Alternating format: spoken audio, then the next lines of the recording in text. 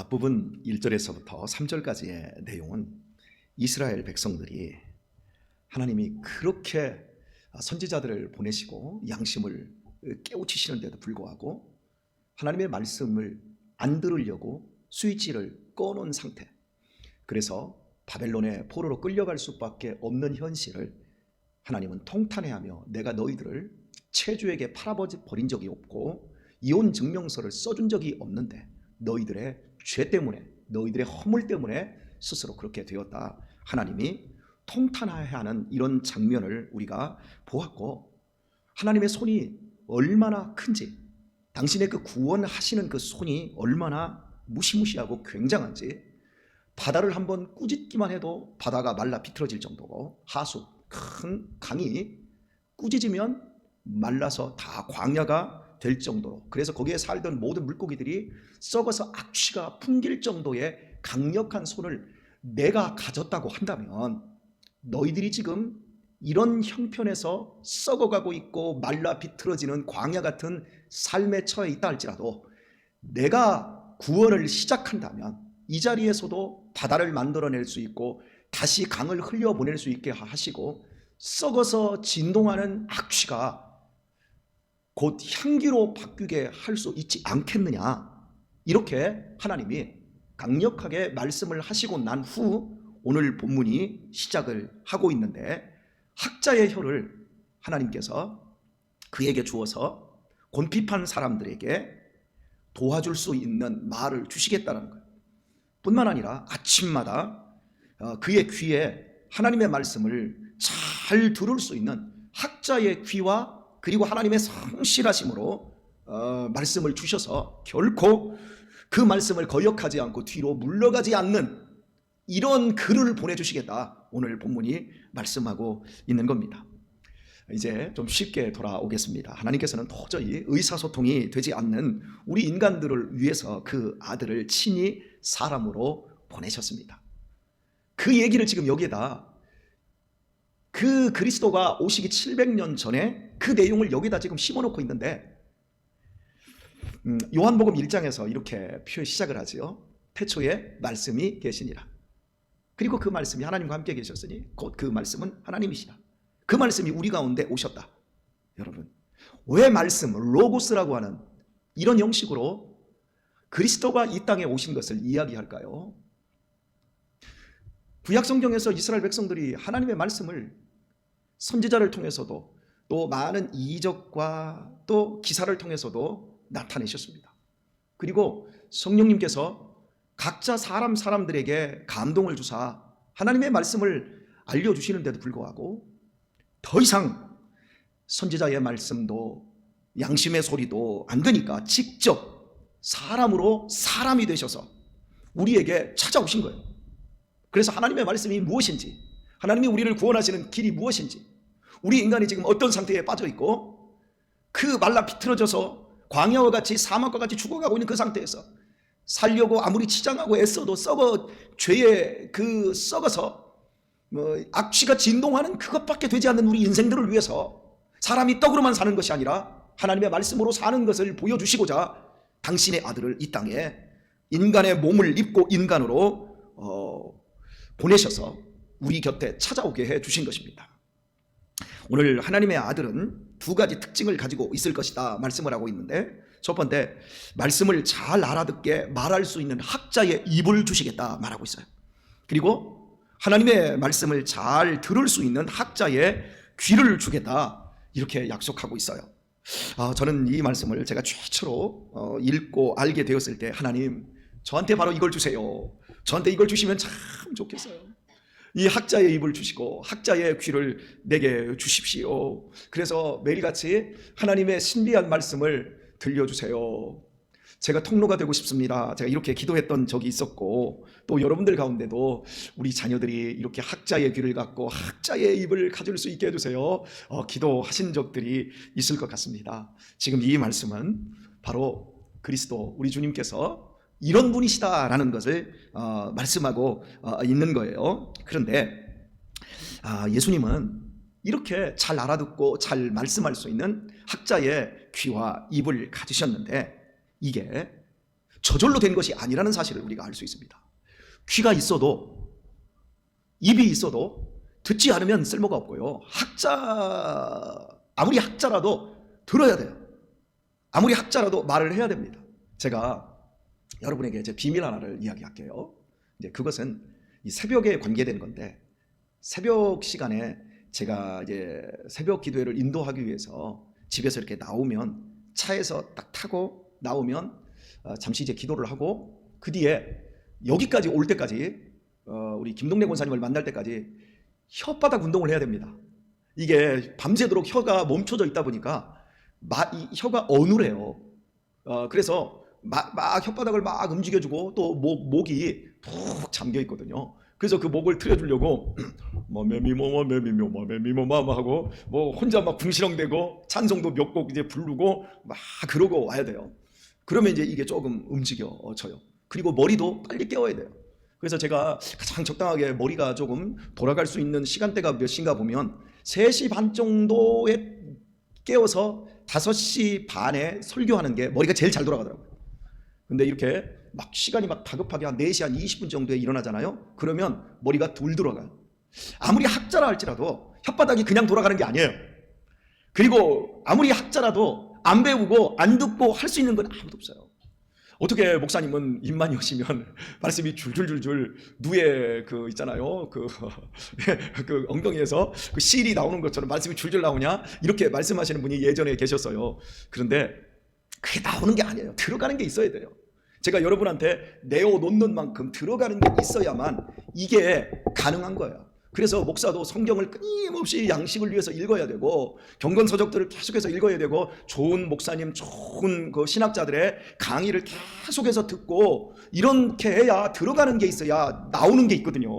그래서 이제 이 작업이 죄송합니다만은 참 우리 요즘은 연세 드신 분들이 많아서 제가 여러분 제가 이번에도 주례를 하는데, 아유 젊은 목사님이 아이고 주례 아주 젠틀하게 잘하시네 이렇게 저한테 인사를 했는데, 제가 노예에 목사님들이 150명 있는데 그 150명 가운데 제 서열이 앞에서 21번째예요.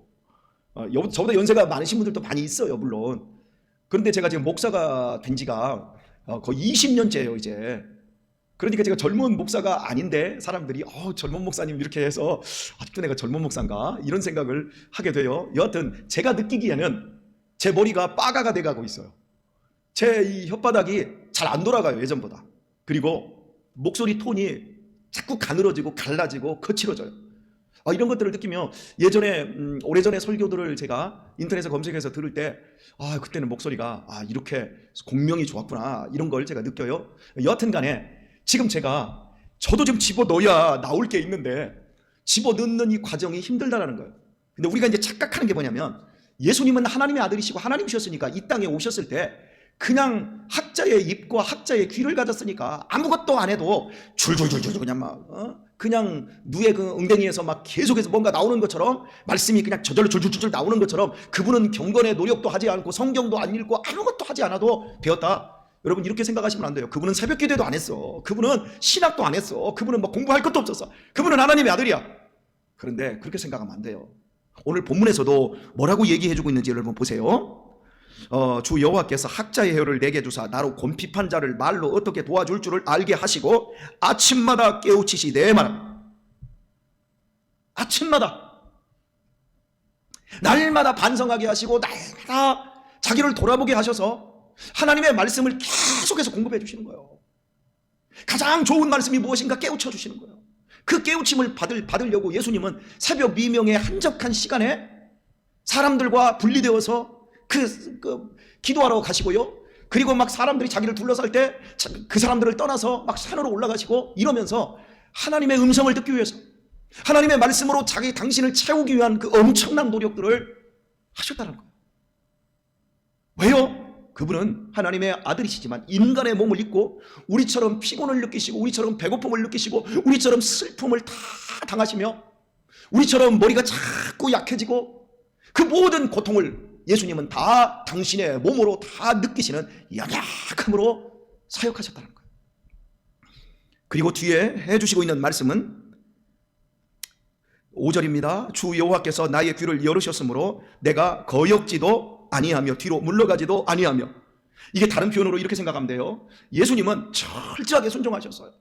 항상 기쁨으로 하나님의 말씀을 실천하셨어요. 그런데 이것이 저절로 그냥 원심력에 의해서 그냥 저절로 되는 것이 아니라 주님도 수없이 거역하고 싶고 주님도 수없이 그만두고 싶고 앞으로 전진해야 될 길을 멈추고 뒤로 후퇴하고 싶을 만큼 우리 주님의 삶도 고단하고 괴로웠고 그랬다는 거예요. 그럼에도 불구하고 우리 주님은 기꺼이 거역지 않고 뒤로 물러나지 않았다라고 하는 이 모습을 우리가 살펴보면서 그리스도의 영으로 구원받고 그리스도의 영으로 충만한 우리들의 믿음의 삶의 현실이 어떠해야 될지를 우리가 이 본문을 통해서 보는 겁니다. 신앙생활은 저절로 되는 게 아닙니다. 제가 우리 청년들에게 그런 말을 해요. 야, 고스톱치듯 윷놀이 하듯 쉽게 재밌게 우리의 인생 경건이 쌓이는 게 아니야. 싸워야 되는 거야. 참아야 되는 거야.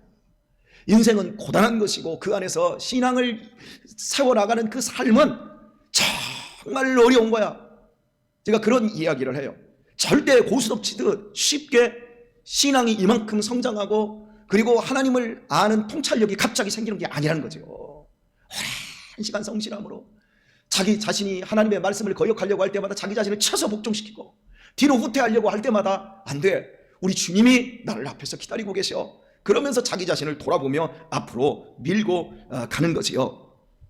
하나님의 아들이시라도 저절로 말하고 저절로 알아듣고 저절로 순종하는 것이 아니었다는 사실을 우리가 지금 확인하고 있습니다. 매일같이 이 귀한 아들도 아버지의 깨우침으로 사셨습니다. 학자의 입을 가지고 학자의 귀를 가졌지만 늘 하나님의 말씀으로 깨우치며 자기 자신을 돌아보며 하나님의 뜻에 따라서 믿음의 말을 하고 그리고 항상 입을 열어 믿음 입을 열어 믿음의 말을 하고 항상 귀를 열어 하나님의 귀한 말씀을 듣고자 했다라는 사실이지요. 좋은 것이든 싫은 것이든 다 하나님께로부터 받아가지고 기꺼이 순종하셨다라는 사실. 로버트처럼 세팅되어서 억지로 그냥 이렇게 이루어진 것이 아니라 늘 예수님은 인격적으로 하나님을 신뢰하고 하나님께 철저히 순종하는 그 삶을 평생 동안 살아냈다라고 하는 그 사실. 저는 이 본문에서 거역지 않고 뒤로 물러나지 않았다 이 말씀을 우리 모두가 다시 한번 우리 가슴속에 새겼으면 좋겠습니다. 우리 참 깨끗하고 선한 양심을 가졌어도 우리 자신이 얼마나 그 죄성에 의해서 알고도 거역할 때가 얼마나 많이 있습니까? 스리슬쩍 그냥 넘어가려고 할 때가 얼마나 많습니까? 이때에도 우리 하나님이 나에게 참으로 이 아침에도 깨우치게 하셨고 나에게 분명히 학자의 입과 귀를 열어주신 건 맞아. 그런 믿음을 가지고 여러분 더욱 세밀한 그리스도인으로 우리의 삶을 만들어 나가야 할 것입니다. 오늘의 말씀을 맺겠습니다. 여러분에게 제가 한번 물어볼게요. 여러분은 지금 어느 나라에서 살고 계십니까? 혹시 대한민국만 사십니까? 아니면 우리 안에 오신 하나님의 나라를 살고 계십니까? 어제 여러분은 어느 나라에 살다 오셨습니까? 코로나로 말미암아 찌들어 있고 내년 3월 대선을 놓고 이 씨가 어떻고 윤 씨가 어떻고 이런 그 찌들은 이 얘기 그런 것들만 여러분이 머릿속에 막 집어넣고 막 스트레스 받고 그리고 코로나의 공포에 쩔어서 이거 잘못하면 우리 큰일 나는 거 아니야?